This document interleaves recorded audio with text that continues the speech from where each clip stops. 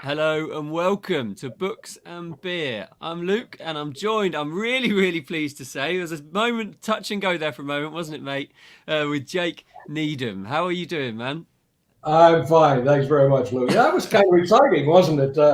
I'm on my third browser now before I can make this connection work. I've always used Mac and Mac kinds of tools, and sometimes that turns out to be a pain in the butt. It's not as bad now as it used to be, but we couldn't make it work on Oh, Safari. We couldn't make there it was work a on time, Firefox. wasn't there? There was a time with Macs that you couldn't even get like a Word document to work with Yeah. to work with a Mac and PC. They weren't even talking the same language. I know it's better now. You can work on Office and it's just Dropbox These and all days, these things that we have publishing nowadays. stuff, a lot of publishing stuff will work on Windows. Mm. But it's Mac only. Scrivener, which I've used for years, used to be Mac only, but there's a Windows version now. And Vellum, which is the greatest format program in the history of the world, only works on Mac. But then on the other hand, I sometimes use Dragon for dictation, so I've got to run an Ah. emulator on my Mac so that I can run Dragon because it doesn't work on Mac. So pain in the ass. There you go. There Okay, you go. what are we Well, talking about? let's talk about you and where you are, because obviously we're doing this a bit earlier than usual today, and I think that's probably okay, because I imagine there'll be some people that will have got the message it's early, others will get it, will come on at 5 o'clock and see it here already, so they can watch anyway. But we're doing this because you're in Bangkok at the moment, aren't you? And that's where you call home right now. Yeah, most of the time. Look, my wife was born here, although she grew up in the UK and lived there for most of her life. But after she is a graduate of Somerville College, Oxford, and after she graduated, her father kind of leaned on her to come back here, and they were just starting a local edition of Tatler magazine.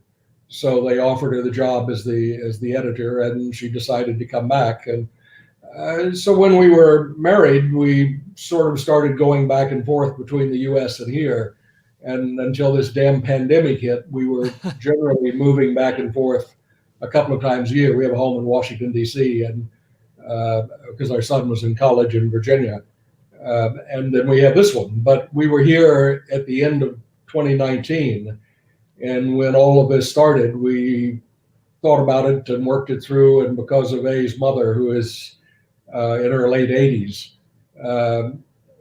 we decided if we were going to get trapped somewhere, it better be here. So we decided to sit out the panic here, which turned out to be a pretty good call. I'm quite happy with that. America's turned into a shit show in my absence, and I'm not at all sorry to be here instead. So we've been here now for going on almost 2 years, which is the longest time we've been in one place, probably in the last 30.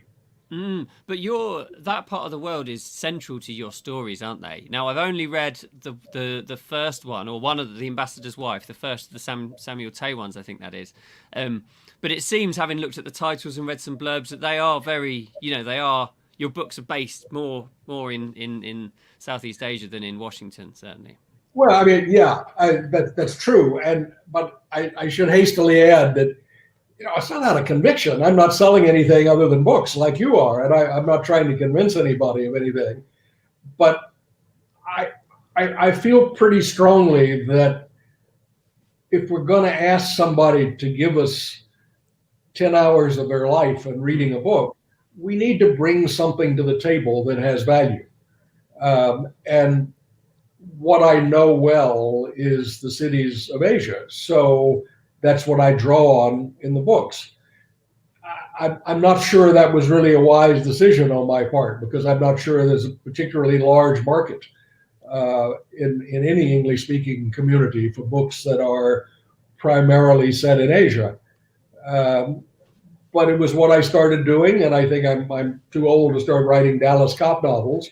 And I don't think I bring anything to the table, frankly. I've considered a number of times trying something different, but I think we got to put something on the table. You got to know something. You've got to be able to make a place live Mm. for people who don't know it, and to me, that's most of the fun in the writing, is that I agree with you. Yeah, you and that's put what something drew me together to and you as an author, as someone who enjoys your writing. Is that it's transformative? Is that the right word? Transportive. Certainly, it takes you to that yeah, place. And you can imagine the contrasts of that place and the exciting sort of atmosphere of that place within well, the I mean, stories. and when I speak, you do the same thing, so you know what I mean when I say that you make the place become a character in the book, Mm. and you have to believe in your heart that you nailed it, not in terms of truth that this is how stuff works, but the feeling is right.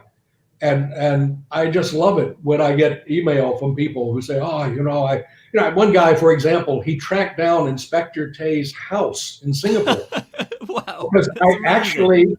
I picked out a house, which because you got to visualize it, right, in the neighborhood and that whole sort of thing. And the guy sends me a photograph, and he's standing in front of the house. He figured it out by reading the books, and I thought, well, that's pretty cool, because it wasn't like I put in the address, but he had Yeah. to extract it from the descriptions and the feelings that I create, went right to the house. And I Yeah, thought, it's now like that 10 minutes down this street and then it's left past a bakery oh, or whatever you might have said, he figured it out. And I knew I wasn't trying to hide it. It was just that you don't put somebody's address in your book, for God's sakes. But No, it wouldn't be relevant, but yeah, it wouldn't be but you interesting. But keep the model in mind. And when he figured it out, I mean, I think that's a very cool thing, that you're able to make a place live enough that a guy who's never been there can walk around it and find exactly what you described. yeah, I'm just going to open this beer because it is books and beer, and it's important that I'm doing that both are represented whilst you're talking. So when did you write the first book then? What year was Oh, that? wow. How long ago was that? I've been doing this for almost, 23, 24 years now. The Big Mango was my first novel, and Was it was it? published in 1998. I wondered that because I read the blurb and it's an incredible premise of this sort of missing jewelry or missing gold or something like that. Is that the Well, I one? mean, I was always fascinated with the collapse of Saigon and Phnom Penh in 1975, because it just seemed to me truly astonishing that a city which is functioning in a more or less normal fashion, and people are picking up the garbage and cashing checks and buying bananas, suddenly from 1 hour to the next stopped functioning and essentially vanished. And Bangkok used to be sort of the back office for the media there, and I have a lot of friends who were in both Phnom Penh and Saigon when they went down, and hearing the stories, and we almost did a movie about it for HBO, but never got around to it. But it just fascinated me. So anyway, the premise of the Big Mango was some CIA guys decide they're not going to just leave all that money sitting there. They're going to try to get it out. And they try to get it out, and they get it out, and it disappears. And for 20 years, nobody knows where it went. Mm. But my hero is a sort of down at the heels San Francisco lawyer, and suddenly everybody shows up at his front door, because it turns out that he was running the Marine detachment that was guarding the money before it disappeared. So they figure he's either got it or he knows who's got it. And obviously he doesn't have it. So he figures, well, what the hell? I mean, if everybody else thinks I know something, maybe I do. And he goes out looking for it. So that's what it's all about. It was a fun book. And that was 23 years ago. That one was published, or I was writing screenplays at the time. We were talking about that.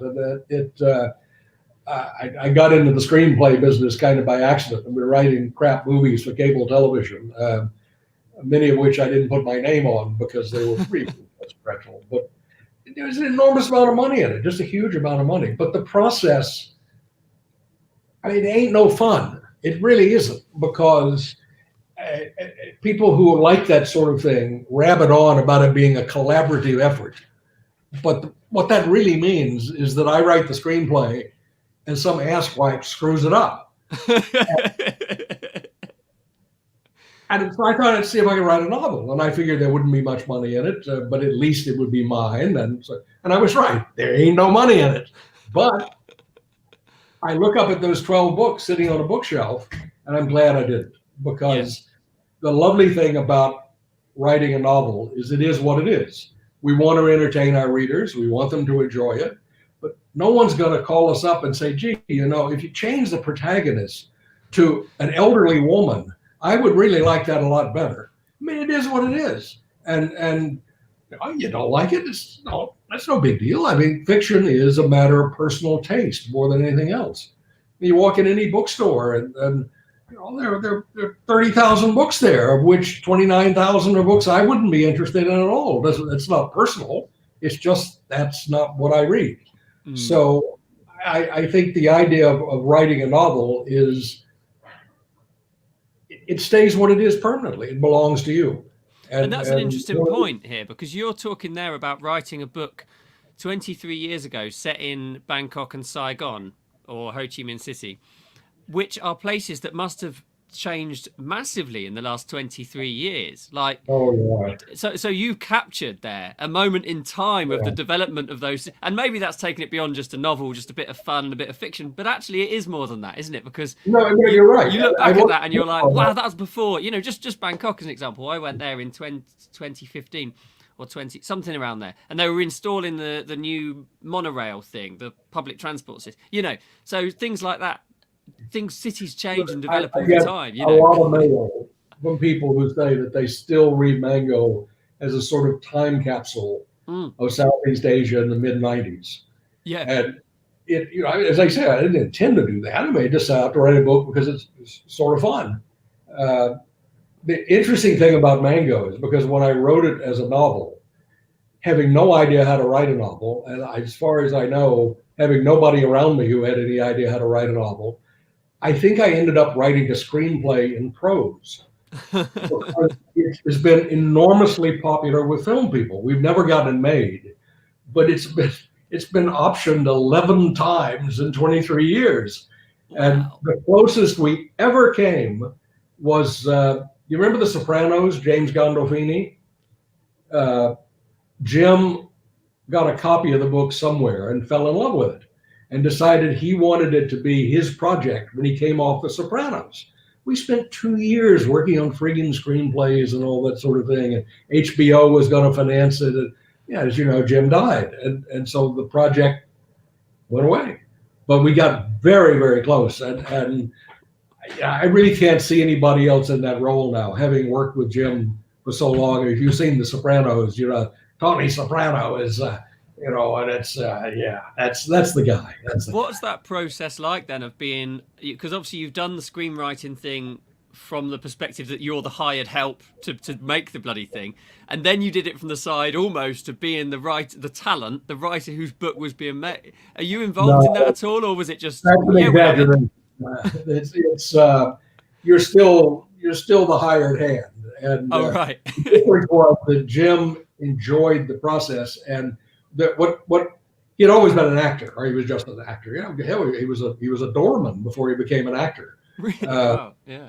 But HBO, because he was so popular, offered him a deal by which he was going to produce, and he could set up his own structure and produce films and television series that he liked. And he was scared shitless because he wasn't sure he knew how to do this, and I kept telling him, nobody knows how to do this.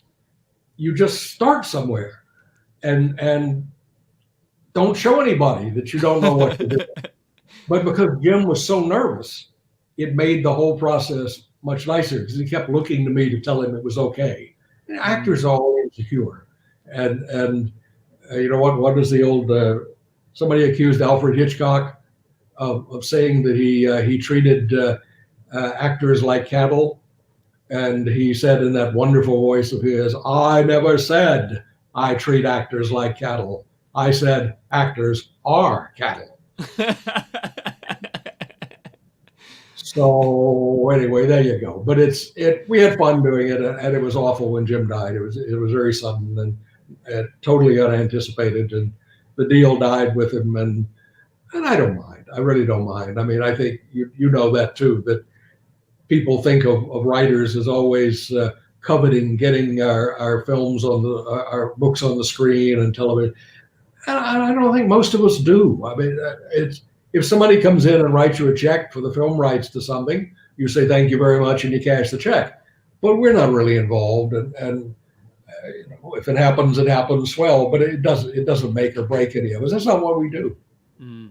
It just that's it, isn't it? That's a nice way to think of it, I suppose. You just sort of put. I think as being a writer, you've got to have that attitude. You put the book out there, and it's not yours anymore, is it? It becomes whoever That's picks right. it up. It becomes that person's, because they might see something in one of your characters that they like or dislike that you'd never intended there in the first place. Or it might remind them of something that has happened to them, and whatever. You can't control it any further than your keyboard, can you? Or your computer screen, or whatever. I can't remember who said this, but it was a novelist I remember had a wonderful story. It was that he thought the proper relationship between any novelist and Hollywood is out in the middle of the Mojave Desert somewhere. There was a 15-foot wall. And if somebody was interested in your book, you each rode up to your side of the wall at midnight. They threw over money. You threw the book over, and then you both ran like hell. And I think that's absolutely right. I mean, that's not even much of an exaggeration. You give them money, you give them the book. It's not yours. It then belongs to them, and it will become whatever they want it to. But you made an important point earlier, and I think I can't remember if it's when we went live before, but you said actually they're giving you 10 hours of their time. And I feel like often the 10 hours of time is of greater importance to me than the couple of dollars that I get for that. Oh, yeah, yes, of absolutely. course, I need that. I'm trying to make this a profession. I'm trying to do this professionally, and and make a living from it. But actually, the fact that someone's willing to read that is to me, I don't know, that's special, isn't it? I think in a different way. That is our pact with the reader. If somebody is going to waste 8 or 10 hours on me, I need to make it worthwhile for them. You don't cheat them. You don't cut corners. You make it worthwhile. And as you said, that's vastly more valuable than the $5 they give you the book, or the $15 if they buy it in paperback, or however they acquire it. Whatever the amount of money is, it's a pittance compared to the value of that portion of their time. And I think we owe them. And I try to pay my debts. And if somebody's going to take my book and spend a lot of time with it, I try to deliver something that when they're done, they're not going to say, well, that was a waste of time. You want them to think it was worthwhile. I'm glad I did that. So The Big Mango is a sort of standalone book then, or did that have a sequel and various books after? No, it was the only standalone I've ever written, because what happened was it sold so well that then I suddenly thought, well, shit, I got to take this seriously now. I mean, it was a bit of a giggle, but I learned my first lesson from Mango because I had half the agents in New York lined up to take over the book, because I knew some folks from my screenwriting days and so forth. So I had no difficulty at all finding agents, and got a whole bunch of agents. And I finally ended up with Perry Knowlton of Curtis Brown, which was, Perry was a legendary guy. And so, but anyway, bottom line of this is going to be, they were all shocked to discover that publishers had no interest whatsoever. Not because they didn't like the book, but they said it was uncommercial. Nobody wants to read about Asia. It's not that kind of thing. It's, they sell a bunch of copies. So they couldn't place it. They just couldn't place it. So I said, don't worry about it. Who cares? And I gave it to a small regional publisher out here in Thailand, just for the fun of seeing it published. But that turned out to work really nicely, because they were not only a publisher, but they in effect were the monopoly distributor of English language books all over Southeast Asia. Every little spinner in a hotel gift shop, or every airport bookstore, they supplied them all. So as you can imagine, since it was their book, they stuffed a ton of copies in every place in Asia that you could possibly buy English language books. And in a couple of years, it sold 200,000 copies. Wow. And you just, but you and I both know how it works. There's, the old saw that publishers decide what the bestsellers are before a book is ever published. Yeah. And, it's something like right time, right place. You mean it was one of those? Well, I mean, I mean, I think it's a simple equation that if you look at something like the Da Vinci Code, how did the Da Vinci Code sell 1 million copies? Well, they printed 3 million copies, and they stuffed them in every place in the world that sold books. If your publisher isn't going to print 3 million copies, you're not going to sell 1 million. So in this particular case, because they controlled all these spinners, it was precisely the same theory, but just on a much smaller scale and a regional scale. But still, selling a couple 100,000 books ain't too shabby, and I was very, very pleased with that, of course. But it also was a little frightening because I suddenly thought, well, crap, I've got to now take this seriously. And did another book, which was ultimately published as Laundryman, which became the first of the Jack Shepherd books. And so I started with that one and seemed to merit a second book, and so that ended up being a series. But it wasn't any sort of thing of sitting down and saying, "My God, I have to have a series." It just worked out like that. Mm. And I've just seen that Alison has written a comment, a question for you. Hold on a moment. Okay. Here on the screen. Oh, there we go. I've gone. It's back. So we're getting towards this, so it's a good point to put it.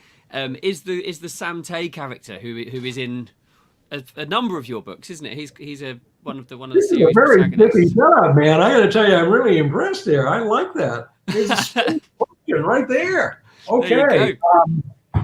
No, Alison, I made him up. I don't know anybody. I did have some good sources in Singapore, and I consulted a couple of retired cops for some of the details. But I make up characters. I think people like to ask writers, as I'm sure Luke knows, isn't the hero really you? Nobody asks, isn't the villain really you? They envision us putting ourselves in the heroic character. And the truth is there's something of us in every character we make up, because you can't make up people out of whole cloth. You can make them up, but the emotions and reactions and jokes, and it's all got to be real. You got to know how that works. So no, Sam Tay is a guy that I made up. I was in Singapore visiting and doing something. I was there to sign some copies of the Shepherd books, and I was sort of musing over the idea of doing a Singaporean cop, because there really weren't any Singaporean cop novels, and I thought that's kind of cool. It's a cool city. So at that time, that was so long ago, there were phone books, and I picked up the phone book in the hotel room and started going through it, looking for good names. And I come across the name Samuel Tay, and I thought, well, hell, that's a good name. I'll make him my detective. And so that was when I decided to write the Samuel Tay novel. Fantastic. So have you always been a fan of detective novels then? Was that always where you were going to go? Or was there a thought, I might do a sci-fi or a Western or something else, No, again, I think readers probably assume that we think about this a lot more than we actually do. It's just you sit down and something happens. And I've always read mysteries, thrillers, that kind of thing. Never been a fan of sci-fi. Nothing wrong with it. I just don't relate to it. And I read other stuff as well. I read a lot of history and economics and politics and all that kind of stuff. But in terms of fiction, I tend in that direction. So it became natural when I came up with Mango that I guess that's what it was. But I didn't sit down and say, I want to write a mystery. As I mentioned before, it was this idea of fascination with what happens when a city shuts down. And if all that money is sitting in banks, don't you suppose somebody would be tempted to try to grab it before it all disappeared? And then I guess that does make it a mystery if you're not sure how it all comes out. But I've always thought of Mango as more of an adventure novel. And I think that would actually be the genre. But as you know, part of the problem with marketing books is you've got to label a genre very specifically. This is a mystery novel. The one that always amuses me is when you see people in writers' groups online discussing romance novels. And they come up with genre names which is like a particularly demented order in Starbucks. It has about 15 terms in it, and you wonder, what is this actually? But mysteries don't work that way. They're mysteries, and you can drill down and set up some subcategories. But it wasn't an effort anyway. To get back to your question, it wasn't an effort to say I want to write a mystery. I wrote what I wanted to write, and after it was over, we tried to figure out how to sell it. That's the key point. And as you said before, had you thought about it, you might have gone, "Oh, I'll write something that sells 1 million copies off the bat." You know, not set in some far-flung corner of the world that very few people have visited, or certainly American people have visited.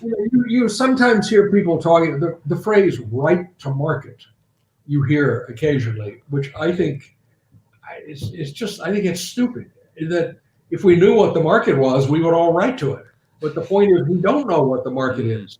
And when you start to write a novel, you don't even know what it is. So the idea of sort of nakedly writing to market, I just don't find that very appealing. I have a friend who writes. Exactly what you mean. I know exactly what you mean. I feel the same. I feel completely the same. Like, because I travel somewhere and love it, and then write a book in it, without any regard for anything else. And fortunately, I've got a lot of, I've people like Alison who's got another comment, and others who just like that, and that's cool, and that's brilliant, and yeah, that's why the system sort of works. I think we're fortunate because it's the only thing we know how to do. So that's yeah. She says, Sam Tay is just a believable character. I really enjoy his little quirks. I do as well, actually. I really like his. The thing that surprised me about Tay is, again, you start doing these things and you don't have a goal in mind, in the sense of, I want men under 30 to like Sam Tay. You just write a guy. But I discovered that women loved him. And I got tons of mail from women who loved the character. And one of the raps on the Shepherd character was that women didn't relate well to it. I remember some woman looking at me very indignantly once and saying, "He has no interior life." And I was almost going to say, what the hell does that mean? I don't even know what it means. I mean, do I have an interior life? I have no idea. If somebody would tell me what it is, I could tell you if I have one. But with Tay, I think I probably erred a little in that direction because, Sam's getting a little older, and he's trying to figure out if he screwed all this up, and he's not going to do something radical like start wearing grass skirts and move to Fiji, but he sometimes worries that he hasn't really made the best of all of this. And I think we can all relate to that. At whatever age you are, you're a lot younger than I am, but I'm sure it crosses your mind sometime. Am I applying what life I have well? So if Alison finds Sam believable, I'm very pleased, because he's become a pal, and it's the way it started out. I miss him when he's not around, and hope he'll be around a long time.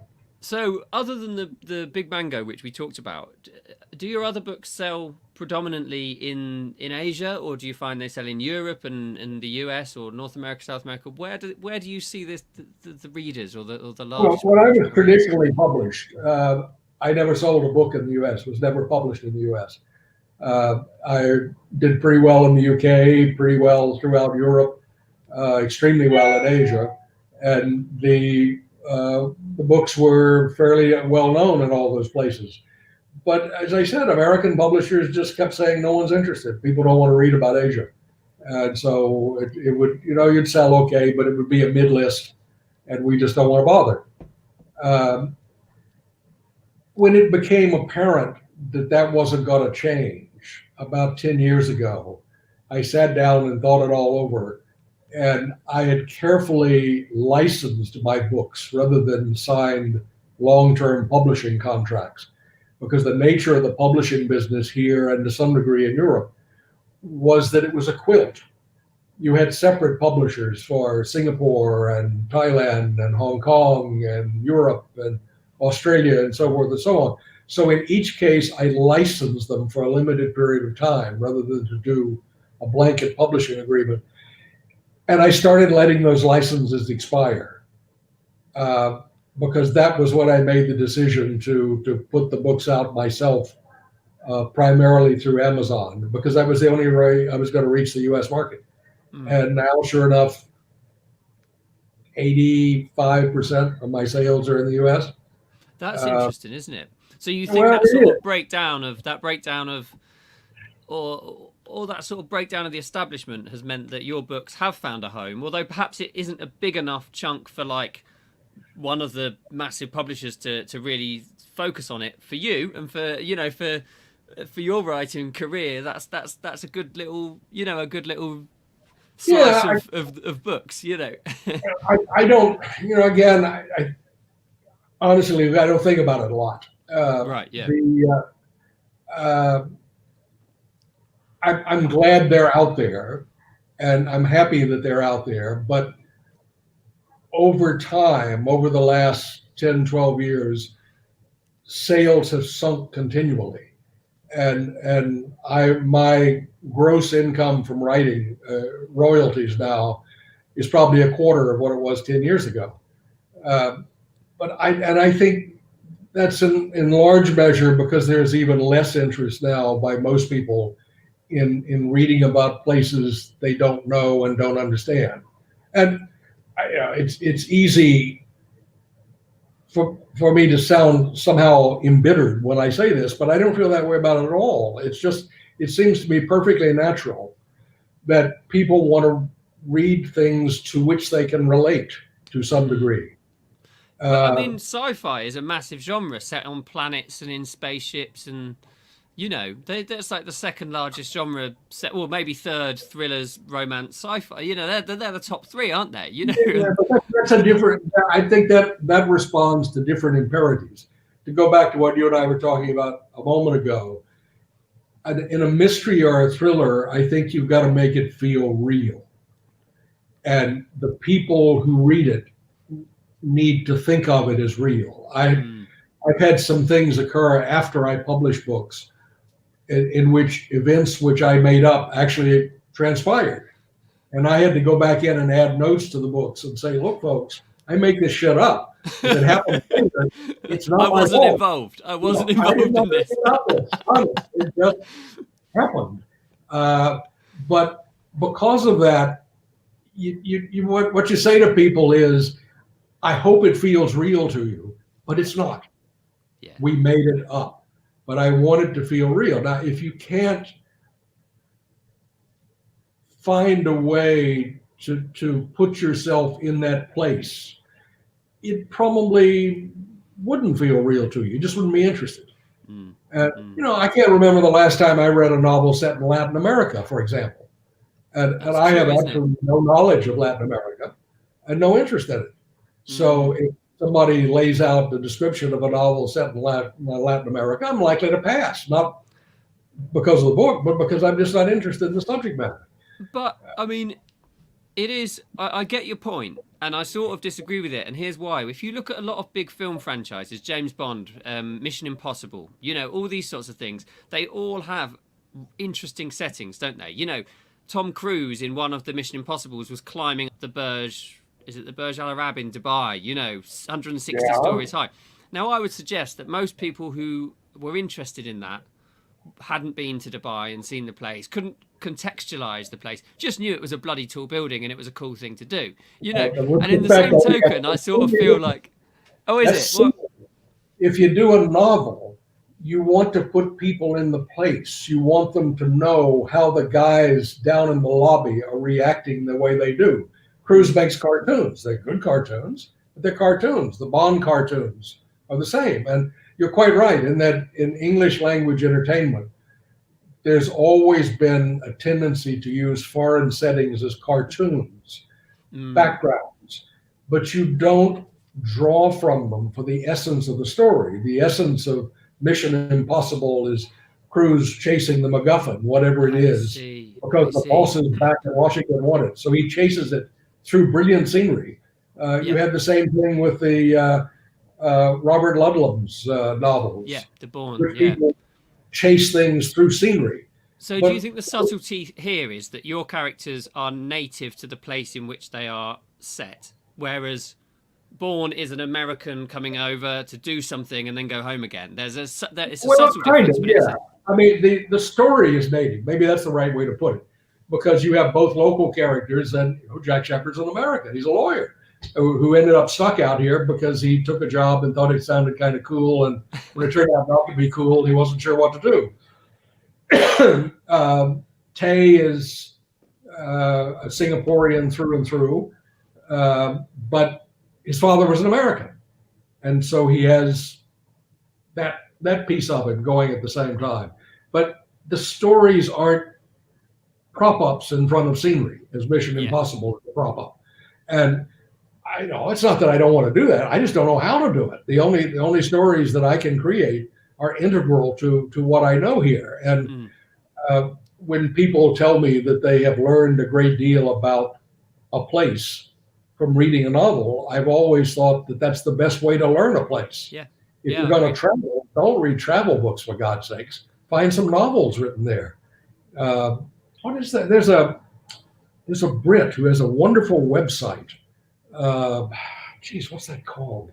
But it's about books written in places.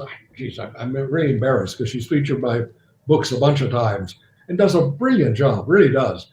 But I mean, you can go in there and she has indexes. If you're going to go to Stavanger, Norway, you look up Stavanger, Norway, and here's a list of all the novels that touch on Stavanger, Norway. But I like to read novels about places that I'm going to go or used to go. And I think that's the best way you can get to know a place, because the novel extracts the way people function there, not just the scenery of the Burj, for example. I set a piece of the third Jack Shepherd novel in Dubai, and with the Burj in the background and so forth. But I tried to draw on the way a Westerner feels adrift in a place like Dubai, and how you pretend not to, but you still do.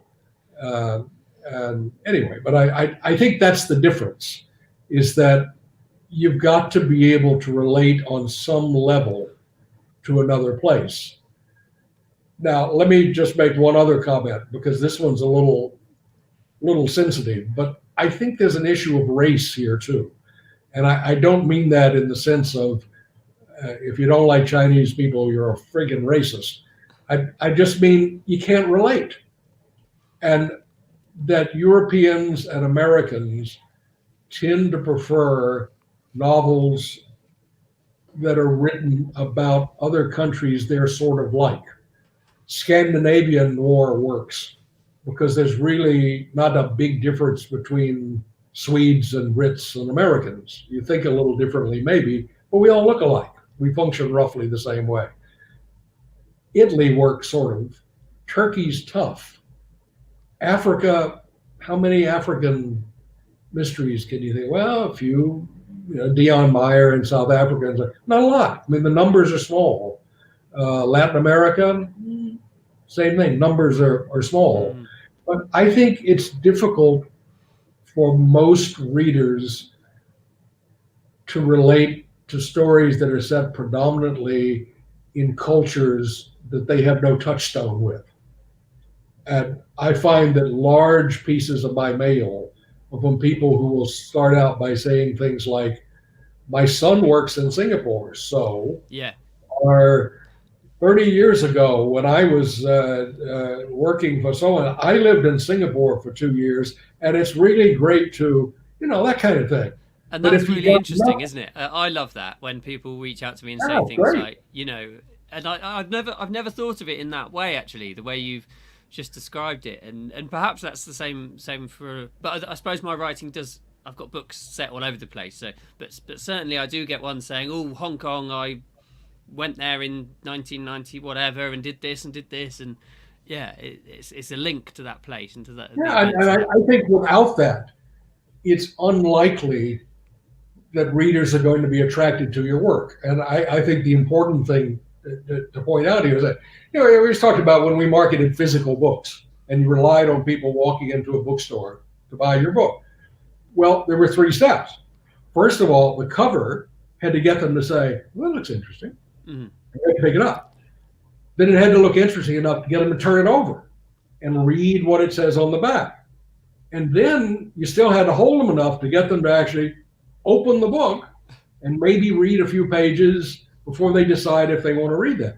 Online, I think we have essentially the same issue. You look at Amazon, you're trolling Amazon or somebody else, cover's got to make you go, ah. So you click on the cover and then you go to a description of the book. That description has got to get somebody to want to look inside. They can use the look inside or just buy the damn thing, because ebooks are so cheap these days that it's not like the investment you used to make in a physical book. That's it. Yeah, that's true, it's, isn't it? it's so cheap as chips, and so people just buy it if they sound it might be interesting. But I think the point really that needs to be made is that if somebody reads the description of your book and says, that's not for me. I mean, I don't take that personally at all. No. It's they haven't rejected my book. They haven't read my book. It's just something that they didn't want to put 8 or 10 hours of their life into, because there was nothing about, a serial killer in Hong Kong that grabbed them. It just doesn't, it doesn't mean anything. Mm-hmm. So they pass. And yeah. I think the process is the same, that to get a reader, you have to get them to look at the description of the book you want them to buy. And then the description has to appeal to them enough to get them to opt in. And only a relatively small number of people are going to do that. I mean, stand in a bookstore. You see somebody walking around. How many books do they pick up compared to the number they buy? Pick up That's plenty? True. I mean, you can't buy more than, particularly in the olden times of carrying them, you wouldn't go and when they were £15 or $15 each, you'd be thinking that's a lot. Do you find then that when you always cost a fortune, man? Every time I went in a bookstore in the UK, I was slack-jawed. Yeah. Do you find then that when you hook a reader with one of yours, that they stay? I know you can't really compare because you can't compare like for like, but is that an experience that you think that people who are interested are very interested? The reality for anybody who is a writer these days is that the cost of marketing is so high that you need to count on holding a relatively large number of readers through more than one book. And I have seen analyses online among writers which are so sophisticated they make my head hurt in terms of trying to analyze read through, is the phrase that everybody uses. How long do you hold your audience? What is the read through? And of course the answer is always relatively small, not a lot, but it doesn't have to be huge. That if you can't hold a fair number of readers through a series, it's going to be tough to make money selling that series because of the cost of marketing it is so high. And was that your... Just to add one more thought. Yeah, no. I have trouble getting readers to jump series.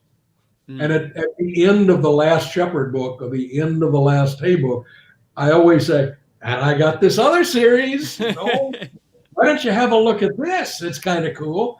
And some do, but not nearly as many stick with the original character and read through the first series, because I think mystery thriller readers in particular relate to a character, and that's what they want to read.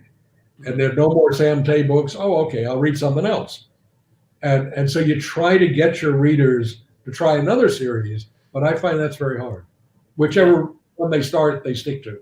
Yeah, I know exactly what you mean, and I've heard that from other authors as well. So, how many books a year do you do? Are you a one year guy, and what's your writing process to? No, I'm pretty much a 1 year guy. I mean, there hasn't been a year in 10 that I haven't started out by saying, "Okay, damn it, this year I'm going to do 2 books." Never happens. This never happens. It's partly the way I work. It's partly life gets in the way. When we move back and forth between Bangkok and Washington a couple of times a year, that sort of knocked 3-4 weeks out every time you made a transition because of the bullshit and keeping up with 2 residences and all that sort of thing. So I've never really gotten close to doing more than 1 a year. I would like to, and I think these days that's pretty much the secret to success. The independent writers who do extremely well put out at least 2 and some 3 books a year. And it's not uncommon when you read the writers' forums online, the Facebook groups particularly, to have people say things like, no matter how hard I work, I just can't do more than 6 books a year. That's crazy, isn't it? There ain't no writer on the face of the earth who has enough to say to make 6 books a year worthwhile. Sorry, nobody. How long are your books then? I can't sort of picture the length of. It's always hard to know with a Kindle, isn't it? How long it's taken. What sort of word count do you normally round up? I find that it's shrunk a little over the years, but about 100,000 words. I mean, my first books tended to run around 110, and now they tend to run more like 90 or 95. But it's not planned. It just sort of ends up like that. I have no idea why. That when I finish the story that I had in mind, it's about somewhere between 100 and 110,000 words. I go back and edit it and chop it a bit, and it ended up 95 to 100,000. But they're all about there. What's your writing process then? Do you plan it? Do you have the story in mind beforehand, or you just sit down and go for it? I'm a born and bred pantser. I have no idea how to do anything else. Again, it's another thing. I sit down before every book and say, okay, this time I'm going to make an outline. Can't do it. Can't do it. I look at a blank screen. Can't do it. But if you just start writing, the story develops. And I find that works out pretty well. But it's always about the same look. That the first draft to me is pure drudgery. I hate it. And the image that I've always used when people ask about it is it's sort of like a sculptor who's going to sculpt a bloody big horse. Before you can sculpt a horse, you need 100 pounds of concrete.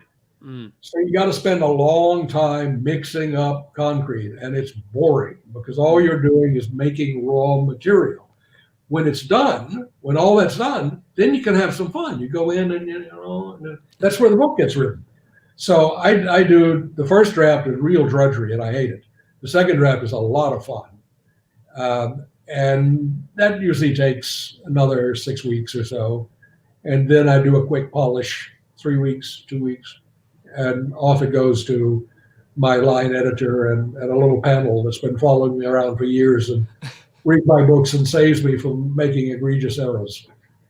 Love it. And Alison's asked, quite rightly, quite suitably as to what we were talking about. Do you feel anxious still on that publication day when you put it out, when you go to that wall in the desert and throw it over in exchange for some money? Am I going to sound arrogant if I say no? No, not at all. It isn't. The book is what it is. If you finish it and you sit there and look at it and you're happy enough with it, then that's all you can do. I mean, there's nothing to worry about. You want people to like it, but I'm one of these writers. I don't read reviews, ever.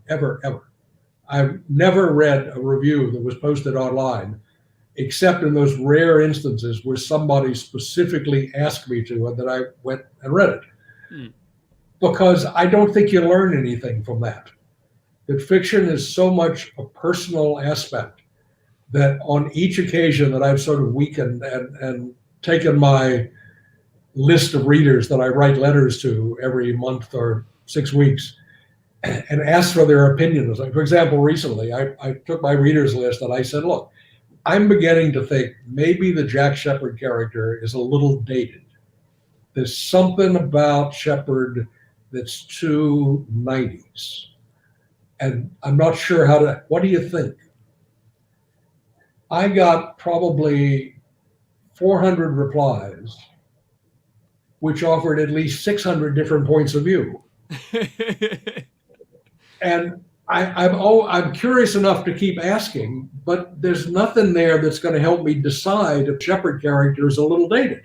It was fun to read. And I If you learned a weren't lot. confused before, yeah. If you weren't undecided before, now you're even more undecided. Yeah. I really am. I can't decide. It feels that way in a way, but I haven't quite decided. But it's my only point really was that no, I'm not nervous because I have done what I wanted to do. If I Yeah. didn't do what I wanted to do, I wouldn't have released it. And Mm. once it's released, I want people to love it. I want them to buy it, obviously. Uh, but hey, it's not going to diminish me if they don't, because by then I'm already working on another book. And I think that's the important thing for people to keep in mind about writers. This is a job, friends. It's not a calling. We're not priests. It's a job. It's a good job. It's a job I like. But you show up in the morning, you do the work, and you go home. Mm. Wasn't it John Gregory Dunn who said that writing was manual labor of the mind? It's like laying pipe. You dig a ditch and you put the pipe in. And when you've done that, you do it again. And that's really the way it works. And if you like that, there must be people out there who like digging ditches, because I think Dunn's right about that. It's a sort of manual labor component, but we do it because we're good at it. And if we weren't good at it, it would be horrible. But if we're good at it, it's something that we keep doing. I think that's true. I like that idea as well. And it does get, I've certainly enjoyed the books more as I've got better at writing them, and the process has got cleaner. Because that first one can seem like a real uphill struggle, can't it? And you read it back after 6 weeks because everyone says leave it alone for a bit, come back, and you do that, and it's just rubbish. You're like, and then you try again, you go through it again painstakingly, leave it again, come back to it.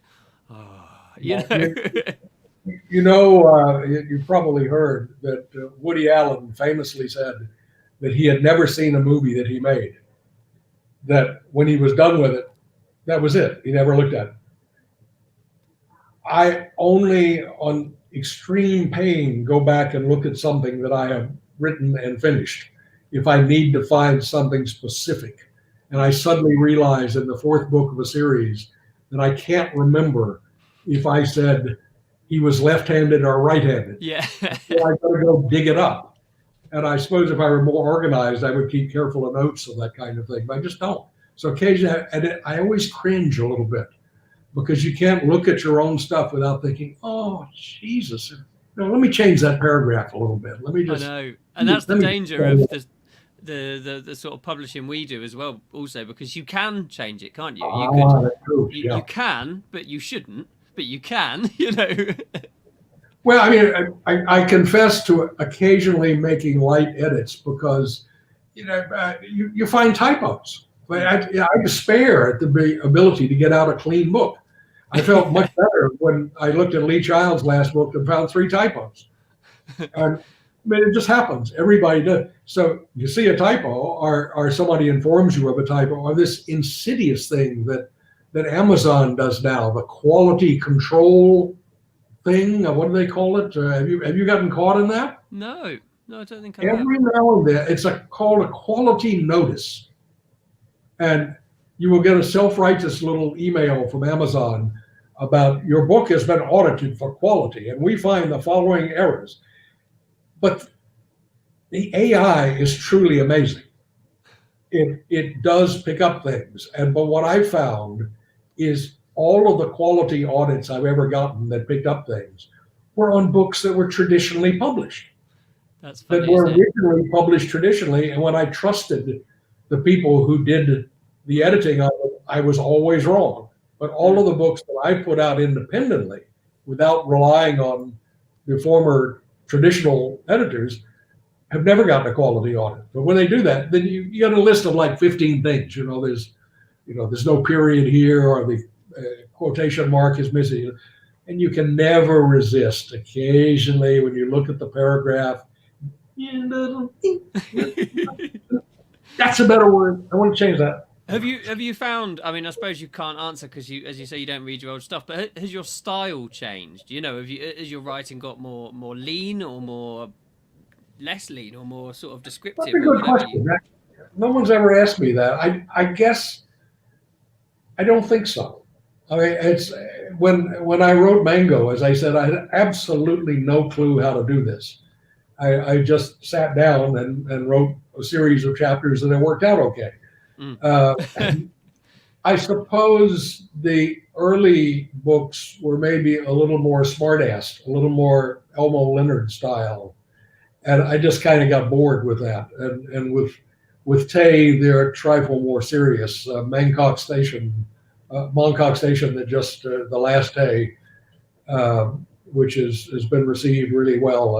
I'm proud to say, uh, pretty serious book. Sam's pretty sick, and he thinks he's going to die, and he's got to work that out and figure out what does that mean to him, and what does he do before he dies, and what does that leave him? And it sounds a little morbid. It's not that morbid, but it's I guess if there's been a change, it is they have become somewhat more serious. But I like to think they're still amusing on a certain level, which is what we're paid to do, man. We're entertainers. Yeah, That's what we do. That's it. And I heard, I think it's on your website. One reviewer compared you to Chandler. You know, the classic Wow, yeah. Marlowe sort of style. You know, and I could see that. I mean, I've only read the one Sam Tay book, but I could see that sort of light-hearted, serious, but it's got a light-hearted sort of quip as well. It's got a light-hearted sort of stroke to it as well. You know, when you get that kind of a blurb from somebody, in some ways it's a little embarrassing, but it doesn't keep you from using it, does it? You use it anyway. But it's just, I mean, you can't compare me to Raymond Chandler, for God's sakes. But there are similarities only to the extent that I think, as you correctly put it, the tone is somewhere between serious and not too serious, and there's a bit of a cynical subtext to it. And Chandler made Los Angeles live in a certain way, and I tried to do the same thing for Hong Kong and Singapore and Bangkok and the other places that I write about. And you know, at the end of the day, that's the payoff. It's you've got to finish a book, and you got to look down, and you got to say, yeah, it's okay, that'll do. I'll let my name go out on that. Wow, Jake, it's been fantastic to have this conversation. We are almost at an hour, so we'll get things wrapped up. But I know it's been a long time coming, a couple of weeks with the internet messing us around and whatever. But no, it's been absolutely fantastic. Yeah, I'm sorry about that. It's just so strange because generally it's solid as a rock. As I said, our internet connection is really better here than it is back in Washington. But I was just appalled when I saw it had packed up just a few hours before you and I were scheduled to do it. And then my bloody browser. It's just typical. The day before or the day after, it may not have mattered to anyone. But it's just that day. Right? Allison, do you think it was worth it? Huh? Have you got? What's the best place for people to find you, Jake? Is it just on Amazon, just to put Jake Needham into Amazon, or have you got a website? You can go to my website, of course, which is jakeneedhamnovels.com. Mm-hmm. But I think the easiest thing these days, most people use Amazon as a Google for books. Yeah. You just go out to Amazon in the UK or any store and type in my name, and it'll produce a list of all 12 books there. And you can read what other people think about them and what's happened recently. And I hope you'll do that. That's it. Absolutely. Jake, thank you so much. Stop around where you are, Jake, and we'll have a quick chat when we've said goodbye to everyone. Thanks very much. I appreciate it. Thank you so much for listening into Books and Beer. I've absolutely loved it. I love these conversations with you guys and with people like Jake who are kind enough to give some of their time to me. I really appreciate that. If you've enjoyed it, please make sure you join my Facebook group and subscribe on the YouTube channel. If you're watching on YouTube, do the liking thing as well, because that really helps other people find these conversations, and ultimately that would be a great thing to share these with lots of guys. And so Ken Preston is joining me next week, and we're talking about his new book Reckoning, which I'm reading currently, and it is shaping up to be very good. So that'll be nice, and that'll be back to the normal time, 5 o'clock. So in about an hour's time in next week. Thanks so much. I'll see you later. Bye bye.